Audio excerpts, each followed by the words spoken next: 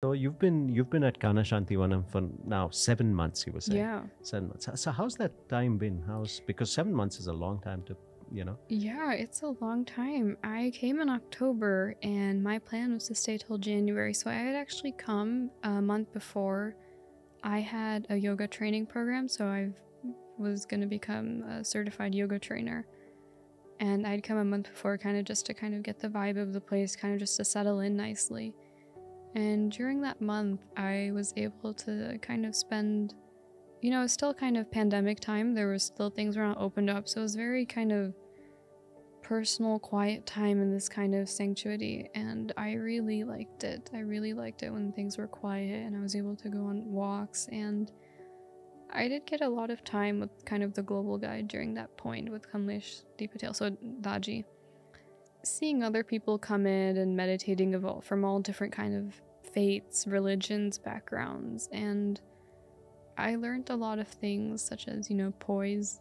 Having poise is really important, or, joking around, and, I can tell this freely. There was, one day I was just like super upset and, I was just really sad. I guess I was really homesick that day. And, he walked in on me crying and he was like, oh no, like what's wrong? And, I just like couldn't answer. He's like, who are you on the phone with? I'm like, my mom. And he was like, cut the call. So, I cut the call on my mom and I'm like, oh my God, I hope my mom understands. And, later on he was like, these US kids have no like mental strength. They don't, they can't do anything. And my tears started becoming anger. I was like, what do you mean I have no mental strength?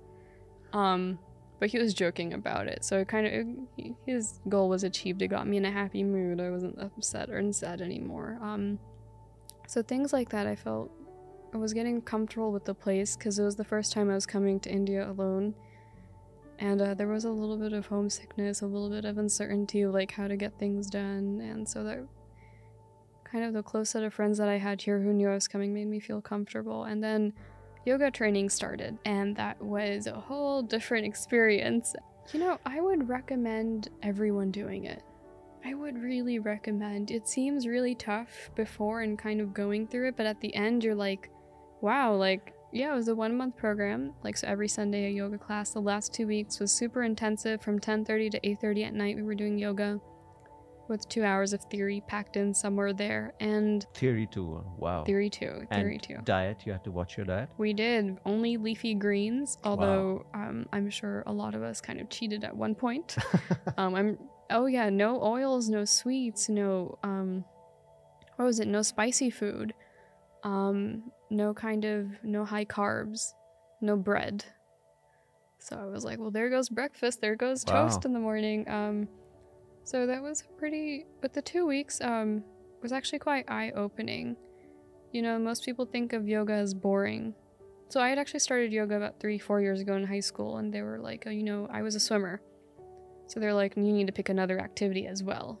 Because, colleges need to see you're all-rounded and etc., etc. So I was like, what's super easy that I can do by myself and that, no one's going to be like, oh, you're doing that wrong.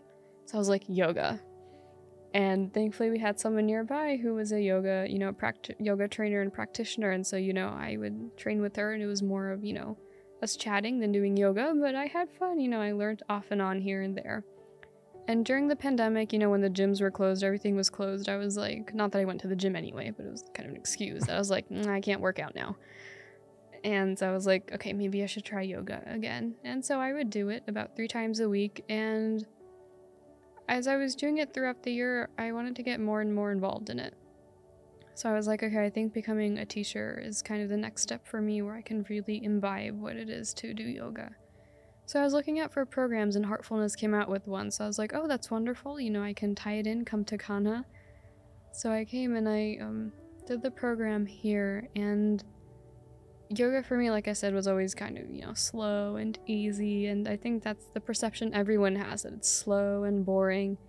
It is not slow and boring. I mean, this is the most cliched question that everybody asks. Yeah. How has it helped you? How has it changed you? What's meditation done for you?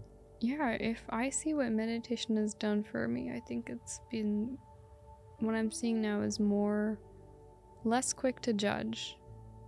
You know, we make so many judgment calls throughout the day, like snapshot judgments, you know, if you're, you know, what color shirt to wear, you know, when we're walking down the street, does that person look safe? Does that road look safe? There's so many judgments we will make in like a nanosecond that run throughout our head.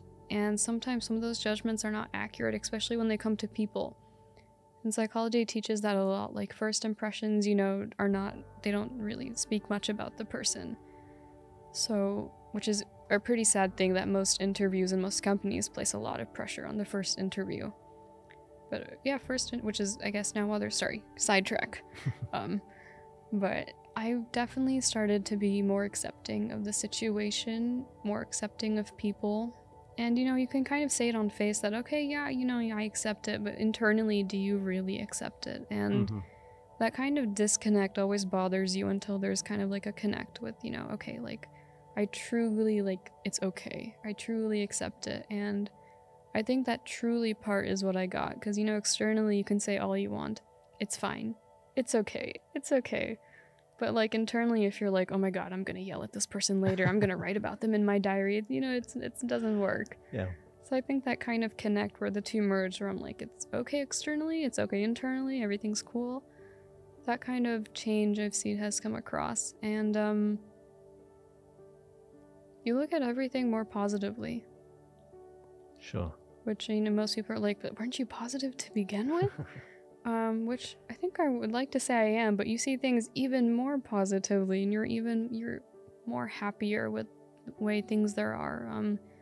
Like I found there are instances where sometimes things don't go your way, and you know, it's really easy to get angry and frustrated, and I support that and I understand, but with meditation it's helped me be like, again, it's okay, internally and externally. So that kind of unification of my thoughts has happened, which I think is really important.